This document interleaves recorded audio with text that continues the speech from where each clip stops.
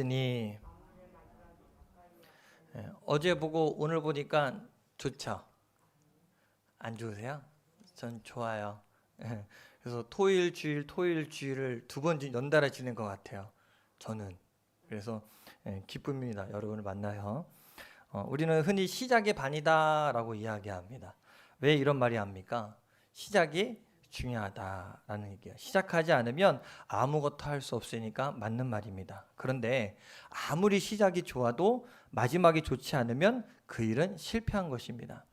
여러분 말씀 묵상하시는 분들은 아시겠지만 열왕기하를 읽어보면 왕들의 이야기가 계속 나와요. 근데 그 왕들이 재밌는 게 뭐냐면 처음부터 악해서 끝까지 악한 왕들이 있는 반면에 시작은 좋았어. 시작은 하나님 뜻대로 하려고 했지만 끝이 안 좋은 왕들이 있어요. 그러면 그 왕들은 이 성경에 좋게 기록될까요? 안 좋게 기록될까요? 시작이 좋았으니까 좋게 기록될까요? 아니요. 별로 그렇지 않습니다. 거창하게 시작해 놓고 흐지부지하게 끝난 것들. 여러분 우리 삶에도 이런 일들이 종종 있죠. 근데 신앙생활도 마찬가지입니다. 믿음의 시작은 분명히 중요합니다. 처음 믿고 내가 구주 영접하는 것 중요합니다. 그러나 마지막 심판날에 주님께서 내가 너를 도무지 알 수 없다라고 말하면 그것만큼 허무하고 비극이 어디 있겠습니까? 그러므로 우리의 믿음 생활은 시작도 중요하지만 끝도 좋아야 합니다. 우리 기독교 신앙은 종말론적입니다. 여러분 마지막 때가 언제 올까요? 주님 언제 오실까요? 혹시 아시는 분 계세요? 그때와 그 시는 아무도 모른다 그랬어요. 오늘 저녁에 오실지 내일 아침에 오실지 1년 뒤에 오실지 10년 뒤에 오실지 우리는 알 수 없습니다. 그런데 성경을 읽어보면요 한 번도 이 종말과 예수님의 재림에 대해서 희미하게 말한 적이 없습니다. 아주 강하게 이야기합니다.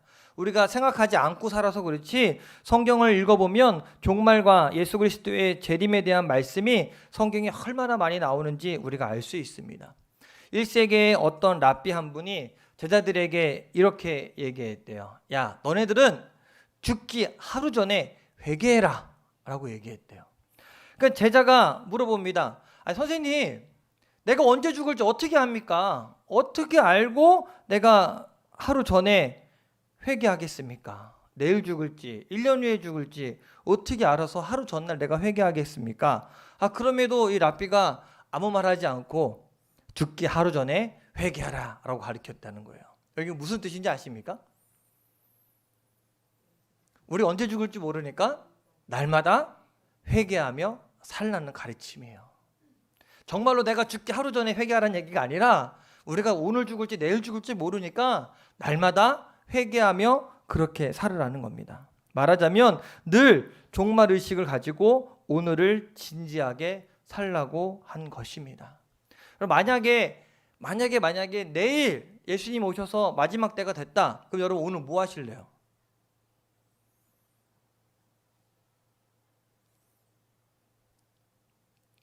생각 안 해보셨어요? 성경을 보면 초대교회 성도들은요 분명한 종말의식을 가지고 이 땅을 살았습니다. 매일매일 마지막을 산다는 생각이 그들의 삶에 긴장감을 주어서 그들은 세속주의와 물질주의에 빠지지 않았습니다. 세상을 변화시킬 수 있는 능력을 갖게 했다고 할 수 있습니다. 그래서 그들이 서로 만날 때 인사할 때 이렇게 인사했어요. 마라나타 이렇게 인사했습니다. 무슨 뜻입니까? 주 예수여 어서 오시옵소서. 서로 인사하면서 주님의 재림을 소망하며 살았다는 건 굉장히 놀랍습니다. 그들은 폭풍우가 몰아쳐도 또 밤하늘의 별만 봐도 주님 이제 오십니까? 하고 주님 다시 오심을 고대했습니다. 여러분 근데 지금 이 시대를 살아가는 많은 그리스도인들이 이 종말의식을 잃어가고 있습니다. 주님의 재림에 대한 메시지도 교회에서 점점 사라지고 있습니다. 그러다 보니 교회가 영적인 능력을 잃었고 그리스도인들의 삶은 무기력해지고 영혼을 바라보는 눈이 흐려지게 됩니다. 하나님의 백성들이 마치 지옥불에 떨어질 불신자처럼 세상에 미련을 두고 살아가고 있습니다. 여러분 미련이 가진 게 많은 사람은요 떠날 때 미련이 많이 남습니다. 제가 가끔 땅 따먹기 이야기 하잖아요. 어렸을 때 저는 땅 따먹기를 참 많이 했어요. 요즘 아이들은 다 콘크리트 포장이 돼갖고 땅 따먹기를 못해요. 그릴 수가 없어서. 저는 어렸을 때 다 흙바닥이니까 땅 따먹기를 그렇게 많이 했어요. 그런데 저녁 때가 되면 엄마가 부릅니다. 얘들아 밥 먹어라. 그러면 누가 제일 아쉬워하는지 아십니까? 땅 이렇게 따갖고 내 땅이다라고 앉아있던 애는요 너무 아쉬워. 야 좀 더 하자, 좀 더 하자. 근데 저같이 지금 잘 못한 애 갖고 요만큼밖에 한 편밖에 없는 땅 있는 애들은 어떨까요? 아싸 하면서 막 지우고 얼른 뛰어가요. 세상에 미련이 많으면요 마지막 때 오는 걸 좋아하지 않아요. 아 이것 좀 더 하고 이것 좀 더 하고. 성경에 나오잖아요. 예수님 비유하잖아요. 천국잔치를 벌여서 주인이 초대하는 거예요. 종들을 보내서 오라고.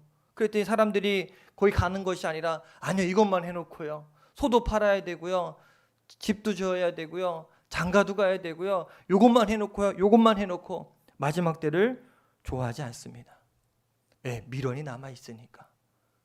소돔과 고모라에 큰 불이 떨어졌을 때 이 롯의 처가 뒤돌아봤잖아요. 절대 뒤돌아보지 말라 그랬는데 뒤돌아보면서 뭐가 됐습니까? 소금 기둥이 되었어요. 왜 뒤돌아봤어요? 세상에 미련이 남아있어서 롯의 처처럼 될 수밖에 없어요. 여러분 이 세상은요 영원하지 않습니다. 영원한 것은 천국뿐입니다. 주님 부르시면 우리는 언제든지 주님께 가야 합니다. 오늘 우리가 읽은 말씀에 보면 사도 베드로는 만물의 마지막이 가까이 왔으니 라고 말을 꺼냅니다. 만물의 마지막이 오고 있다는 말입니다. 그는 종말에 주님의 재림을 비우는 사람들에게 단호하게 말합니다. 주님이 안 오시는 게 아닙니다. 반드시 오십니다. 단지 늦어질 뿐입니다. 한 사람이라도 더 구원받기를 원하시면서 그렇게 기다리시는 겁니다. 주님께는 하루가 천년 같고 천년이 하루 같다는 걸 기억하십시오 라고 베드로가 강하게 이야기합니다. 여러분 주님 반드시 다시 오십니다. 다시 오세요. 왜냐하면 주님이 직접 다시 오겠다고 약속하셨기 때문에. 여러분은 약속 잘 지키십니까? 저는 아이들하고 한 약속은 최대한 지키려고 노력해요. 그래서 아이들이 약속의 소중함을 알게 하려고 그래서 지키려고 노력을 합니다. 가끔 못 지킬 수도 있지만 그래도 한 내가 보기엔 90% 이상은 지키는 것 같아요. 그치 하람아? 네, 끄떡거렸어요. 우리 증인이 있으니까. 우리 막내가 어린이집을 다닙니다. 근데 어린이집 하원 시간이 5시까지만 데리러 가면 되는 거예요.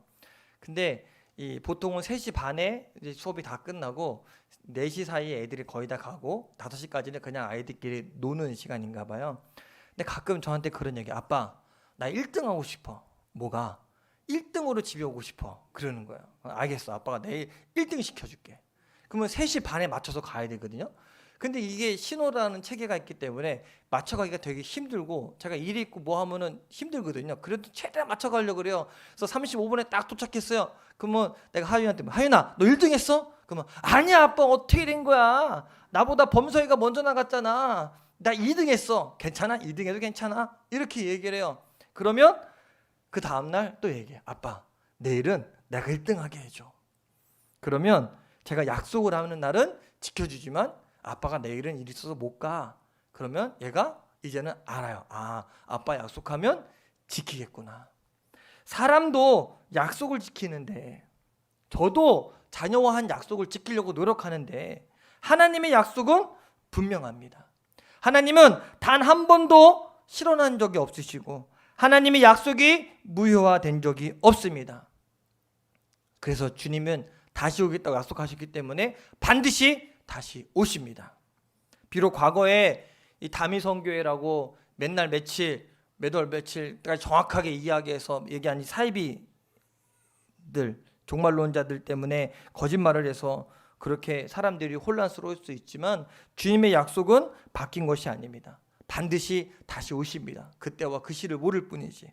그렇다면 여러분 우리가 이 마지막 종말 시대를 어떻게 살아야 될까요? 사도 베드로는 오늘 말씀에서 마지막을 사는 사람들이 이렇게 살아야 된다고 가르치고 있습니다. 오늘 3가지 종말 신앙에 대해서 같이 은혜 나누겠는데 첫 번째로 종말의식 가진 사람들은요. 같이 한번 따라해 볼까요? 근신하여 기도하는 사람입니다.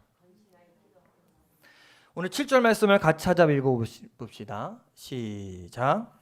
만물의 마지막이 가까이 왔으니 그러므로 너희는 정신을 차리고 근신하여 기도하라. 자, 여기 보면 사도 베드로가 만물의 마지막이 가까웠으니 정신을 차리고 근신하여 기도하라라고 말합니다. 여기 정신을 차리고라는 헬라어 원어를 봤더니 소프로네 사테라고 합니다. 이것은 올바른 마음, 이 침착한 마음을 의미합니다.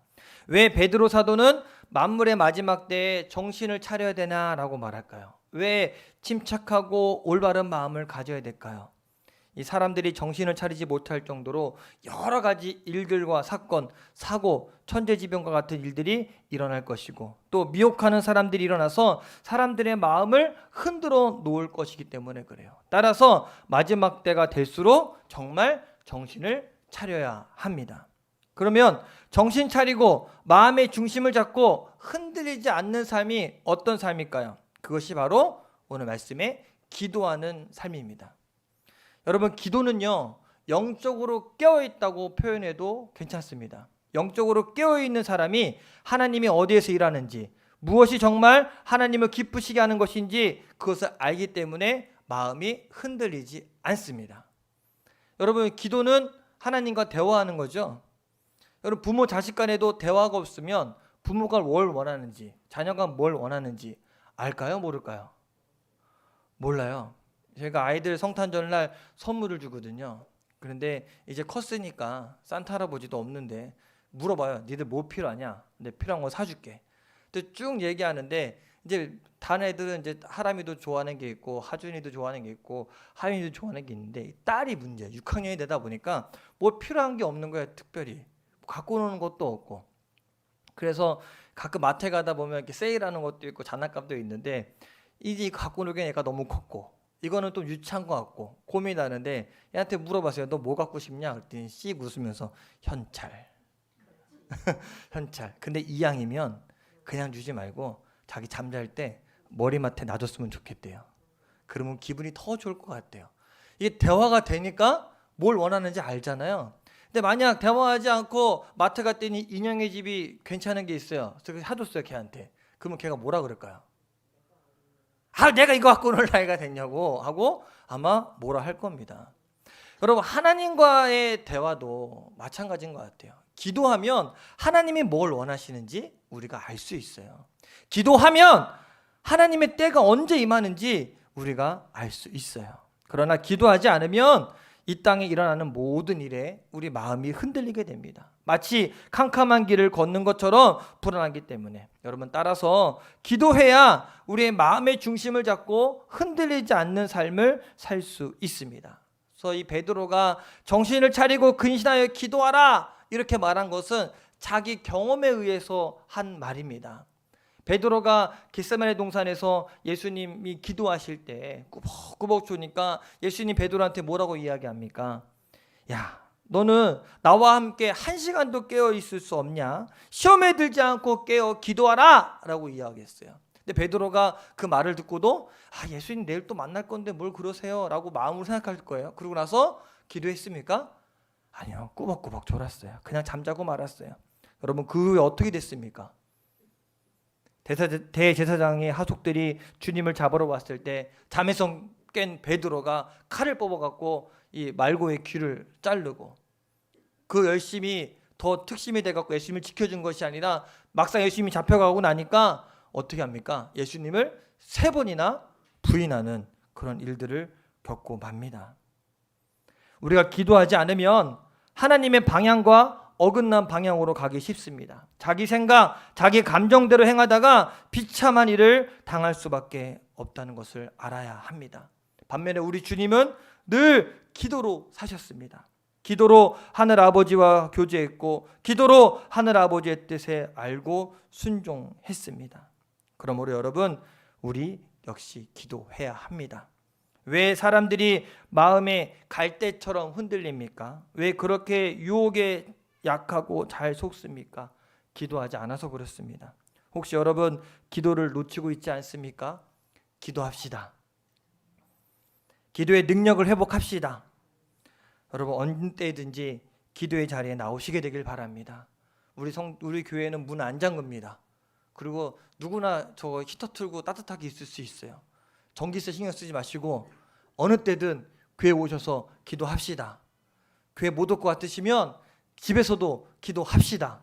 근데 제가 경험해 보니까 저는 사택이나 교회나 한 건물이잖아요. 근데요, 희한한 게 교회 와서 기도하면 기도가 되는데 집에서는 안 돼요. 안 돼. 그래서 저도 사무실에서도 설교 준비하고 기도는 꼭 저도 교회 와서 해요. 바로 옆인데 신기하죠? 그러니까 여러분 기도의 능력을 회복합시다. 기도해야 우리가 이 마지막 때에 정신을 차리고 살아갈 수가 있어요. 마음이 흔들리지 않을 수 있어요. 안 그러면 정신 산란해서 뭐가 옳은지 그른지 구별하기 힘든 시대를 우리가 살아갑니다. 여러분 기도의 능력을 회복합시다. 두 번째로 종말을 의식하는 사람은요, 따라합시다. 사랑하는 삶을 사는 사람입니다. 오늘 8절 9절을 함께 같이 읽겠습니다. 시작. 무엇보다도 뜨겁게 서로 사랑할지니 사랑은 허다한 죄를 덮느니라. 서로 대접하기를 원망 없이 하고. 뭐라고 이해합니까? 뜨겁게 서로 사랑해라. 몇몇 조사기관에서 통계를 낸 것을 보면 대부분의 사람들이 죽기 전에 제일 후회하는 것 1위가 뭔지 아십니까? 더 많이 사랑하지 못한 것이 제일 후회된다 그래요. 사람들은 죽음 직전에 가서 가족이나 친구들 또 주변 사람들을 사랑하는 것이 얼마나 소중한지를 깨닫게 된다는 거예요. 그래서 오늘 말씀에서 베드로가 마지막 종말 때에 그 무엇보다도 뜨겁게 서로 사랑하라라고 이야기해요. 여기 뜨겁게라는 단어가 헬라어로 에크테네라는 단어를 쓰는데 이 에크테네는요, 힘껏 노력하는 또 전심전력하는 의미를 갖고 있거든요. 이게 어느 때를 뜻하냐면 운동선수가 골인 지점을 향해서 전력 질주하는 것을 의미합니다. 그래서 마지막 육상 경기 혹시 보신 분은 아시겠지만 마지막 골인 지점에 다다르면 이 운동선수가 어떻게 하는지 혹시 보셨습니까? 골인 지점에 좀 더 가까이 가려고 최대한 자기 몸을 앞으로 내밉니다. 그래서 머리를 내밀거나 다리를 내밀거나 이 가슴을 내밀거나 최대한 내밀어요. 그래서 거의 비슷한 시점에 이르렀을 때 비디오 판독해서 이 결승점에 가장 몸이 먼저 들어온 선수가 이깁니다. 그렇게 0.1초라도 시간을 단축하기 위해 온 힘을 쏟는 것이 바로 이 에크테네예요. 그래서 유진 피터슨 목사님이 메시 성경에서 이 부분을 이렇게 이야기했어요. 여러분의 삶이 거기에 달려 있다는 듯이 사랑하십시오. 내 삶이 거기에 달려 있다는 것처럼 사랑하라. 내 인생의 전부인 것처럼 사랑하라. 이렇게 뜨거운 사랑을 해야 합니다. 근데 여러분 이런 뜨거운 사랑이 메말라 갑니다. 지금은 점점 부모가 자식을 사랑하는 것은 지극히 당연하다고 사람들이 이야기했는데 여러분 뉴스 봐보면 그것도 아닌 것 같아요. 그 사랑도 식어가고 있어요. 부모가 자녀를 학대하고 자녀를 심지어 죽이는 일들이 뉴스에서 우리가 많이 보고 있지 않습니까? 이것이 바로 종말 시대를 살아가는 거예요. 그런데 우리는 뜨겁게 사랑해야 됩니다. 근데 이 뜨겁게 사랑하는 것을 오늘 말씀에 아주 실제적으로 두 가지를 말하는데 하나는 허다한 죄를 접는 거고 하나는 원망 없이 서로 대접하는 겁니다. 먼저 허다한 죄를 덮는 것은요, 다른 사람의 죄를 용서하는 것을 말합니다. 말하자면 사랑은 용서를 만들어낸다는 겁니다. 한번 따라해 볼까요? 사랑은 용서를 만들어낸다. 사랑하면 용서하게 된다는 겁니다. 여러분 얼만큼 용서하면 사셨습니까? 이것은요, 하나님께서 우리를 사랑하셔서 우리에게 베풀어 주신 은혜가 바로 이 은혜입니다. 하나님은 저와 여러분들을 너무 사랑하셔서 독생자 예수 그리스도를 우리 가운데 보내주시고 십자가에 흘린 그 피로 말미암아 저와 여러분들의 모든 허물과 죄를 덮어 주셨습니다. 아무런 조건 없이. 요한일서 1장 9절에 보면 같이 한번 읽어볼까요? 시작. 만일 우리가 우리 죄를 자백하면 그는 미쁘시고 의로우사 우리 죄를 사하시며 우리를 모든 불의에서 깨끗하게 하실 것이요. 또 시편 103편 12절에 동이 서에서 먼 것 같이 우리의 죄가를 우리에게서 멀리 옮기셨으며 라고 이야기합니다. 하나님의 사랑이 우리의 허물과 죄를 덮어버린 겁니다. 그러므로 여러분, 뜨겁게 이웃을 사랑하기 원한다면 그들을 용서할 수 있어야 됩니다. 미움을 걷어내고 사랑으로 덮어주십시오. 사랑하고 용서하는 것이야말로 마지막을 사는 사람이 힘써야 할 것입니다. 형제간에 또 이웃간에 나를 서운하게 하고 나를 미워하게 한 것, 나를 힘들게 한 것이 있다면 우리 이 시간에 다 용서합시다. 그리고 사랑합시다. 그리고 사랑의 실제를 만들어내는 두 번째 행동이 뭐냐면 대접하는 겁니다. 초대교회 성도들의 삶의 특징 중 하나가 항상 자신들의 집 문을 열어놓는 겁니다. 요즘에는 집 문 열어놓고 사는 사람이 별로 없습니다. 근데 감사하게 송촌리 분들은 아직은 문 열어놓고 사세요. 그래서 이렇게 문 벌컥벌컥 열고 들어가도 이렇게 반갑게 맞이하고 꼭 이렇게 뭐 먹고 가라고 하는데 이 당시에는 지나가는 나그네와 또 많은 사람들에게 이웃과 고아와 과부들에게 문을 열어놓고 그들을 대접하기를 즐겨했다고 합니다. 왜냐하면 그들이 아브라함이 지나가는 나그네를 대접했다가 주의 사자를 대접하게 되었다는 말씀을 잘 알고 있었기 때문에, 그래서 혹시 예수님이 지나가는 나그네의 모습으로 우리 집에 오지 않을까, 혹시 예수님이 가난한 이웃의 모습으로 우리 집을 찾아올지 모른다 생각하고 손 대접하는 것을 힘썼다는 것입니다. 근데 요즘에는 잘 안 하잖아요, 그렇게. 근데 여기에 능력이 나타납니다. 내 것을 아낌없이 내어주고 대접하는 것에 하나님의 놀라운 축복이 나타납니다. 이것이 바로 기독교의 능력이고 바로 사랑이고 섬김이라는 것을 우리가 기억하시게 되기를 바랍니다. 마지막으로 세 번째 종말을 의식한 사람들은요, 따라해 볼까요? 봉사와 섬김의 삶을 사는 사람. 좀 길지만 오늘 10절 11절 말씀 다시 한번 같이 읽겠습니다. 시작. 각각 은사를 받은 대로 하나님의 여러 가지 은혜를 맡은 선한 청지기 같이 서로 봉사하라. 만일 누가 말하려면 하나님의 말씀을 하는 것 같이 하고 누가 봉사하려면 하나님이 공급하시는 힘으로 하는 것 같이 하라. 이는 범사의 예수 그리스도로 말미암아 하나님이 영광을 받으시게 하려 함이니 그에게 영광과 권능이 세세에 무궁하도록 있느니라. 자, 이 말씀에 봤더니 은사를 받은 대로 선한 청지기 같이 서로 봉사하라라고 말합니다. 하나님은 각 사람에게 서로 다른 은사를 주셨습니다. 어떤 사람은 찬양을 잘하고, 또 어떤 사람은 가르치길 잘하고, 또 어떤 분은 음식을 잘 만듭니다. 하나님이 주신 은사가 다 다릅니다. 왜 하나님께서 서로 다른 은사를 주셨을까요? 저는 정리를 참 못합니다. 제가 봐도 참 못해요. 한다고 하는데 티가 안 나요. 그래서 사무실을 제가 있는 공간만 깨끗하게 하다가 한 번씩 제가 정리하거든요. 정리하면 그 조그만 사무실에 이 박스로 쓰레기가 몇 박스가 나와요. 근데 버렸는데도 티가 안 나요. 티가 안 나요. 그래서 우리 최정 이사님은 주일마다 재정 때문에 사무실 들어가지만 그 남은 대로 치운다고 치운 게 그래요. 그래서 티가 별로 안 나요. 근데 정리를 잘 하시는 분들이 있어요. 저희 어머니가 정리를 잘해요. 그래서 가끔씩 한 번씩 놀러 오시면 한 30분 이렇게 삥 돌아요. 그러면 깨끗해져요. 분명 나도 똑같이 30분 넘게 돌았거든요. 나는 안 깨끗해지는데 깨끗해져요. 은사가 다른 거예요. 저는 그거 잘 못하는데 저희 어머니는 잘하는 거예요. 잘하시는 분들이 있어요. 그러면 그 잘하는 걸로 섬기고 봉사하면 돼요. 또 어떤 분은 음식하는 걸 즐겨하는 사람이 있어요. 그래서 음식하는 게 즐겁고 내가 음식하는 것을 먹는 거를 즐겨하는 사람이 있어요. 그러면 그런 사람들은 그걸로 섬기면 돼요. 반대로 음식하기를 정말 싫어하고 정말로 괴로워하는 사람이 있어요. 그 사람한테 식당 봉사하라 그러면 기뻐할까요? 아니요. 같아 은사가 다 다른 거예요. 은사에 맞게끔 하게 하면 됩니다. 왜 다르게 주셨냐면 이 은사를 갖고 서로 봉사하며 서로 섬기라는 거예요. 서로 부족한 것을 보충해 가면서 서로 섬기라는 겁니다. 은사는 비교하면서 자기 자랑을 위해서가 아니라 성도들을 섬기고 교회의 덕을 채우기 위해 사용되어야 합니다. 또한 우리는 선한 청지기같이 봉사해야 됩니다. 마치 청지기가 주인의 것으로 주인이 기뻐하는 일에 사용하듯이 우리는 내 것을 가지고 내 이름을 드러내지 말고 그렇게 하나님이 주신 것이라고 고백하고 청지기처럼 봉사하는 겁니다. 물론 쉽지 않습니다. 나에게 있는 것들이 다 주님이 주신 것이라고, 하나님 주신 것이라고 고백하고 섬기는 것 분명 어렵습니다.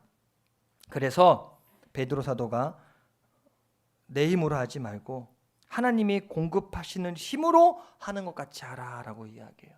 내가 하려고 하면 힘들고 어렵지만 하나님이 주신 공급으로 내가 봉사하고 섬기는 것은 얼마든지 할 수 있다는 겁니다.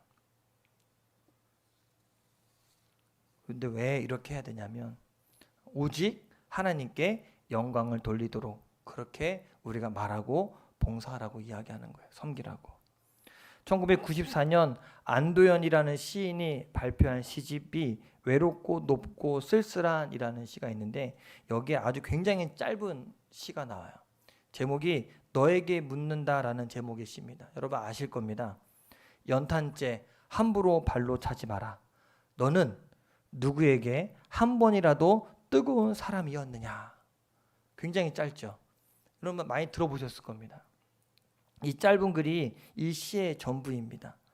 이 시를 통해서 우리 시대 사람들에게 이렇게 질문하는 것 같아요. 요즘에 연탄재 보기가 쉽지 않지만 길거리 모퉁이에 이렇게 연탄재가 쌓여 있으면 사람들이 술 취한 사람들이 발로 뻥뻥 걷어차기도 하고 또 아이들이 깨서 던지기도 하고 저는 어렸을 때 눈사람 만들 때 연탄재를 그 안에 넣어놓고 굴리면 눈사람이 잘 만들어졌거든요. 그렇게 연탄재를 함부로 차고 던지고 그렇게 했는데 그래도 연탄재는 다른 사람의 차가운 방을 따뜻하고 그렇게 살 수 있게 데워주는 일이라도 하지 않았냐. 너는 너 인생에서 누구에게 한 번이라도 도움이 된 적이 있냐. 단 한 번이라도 다른 사람을 섬겨본 적이 있냐. 정말 가슴 뜨끔한 질문을 우리에게 하고 있습니다. 물론 섬김은 불편합니다. 섬기려면 낮은 자리로 내려가야 하기 때문에. 그러나 우리 주님이 이 땅을 섬기러 오셨고 우리가 그분의 제자가 맞다면 섬김의 삶을 배워야 합니다. 마지막 때를 살아가는 성도들은요, 내 욕망과 내 욕심을 따라 사는 성도가 아니라 하나님께 영광을 돌리는 삶을 살아야 하기 때문에 그렇습니다. 여러분, 봉사하며 섬기는 삶을 삽시다. 나를 위해서가 아니라 누구를 위해서? 하나님의 영광을 위해서. 오늘은 2021년 마지막 주일입니다. 여러분 지난 1년 동안 여러분 어떻게 사셨습니까? 코로나19 때문에 시간이 더 빨리 가는 것 같아요. 이상하게 더 빨리 지나가고 정신없이 지나가는 것 같아요. 여러분 근데 그래도 시간은 계속 흘러가기 때문에 우리는 이 마지막 때를 살아가면서 정신을 차리고 살아야 됩니다. 더 기도하고 더 사랑하고 더 섬기며 살아야 됩니다. 여러분 혹시 그렇게 사신 분 계십니까? 한 해의 시작이 있고 한 해의 끝이 있는 것처럼 우리 인생에도 태어났으면 반드시 주님 앞에 가는 그날 마지막 때가 우리 가운데 옵니다.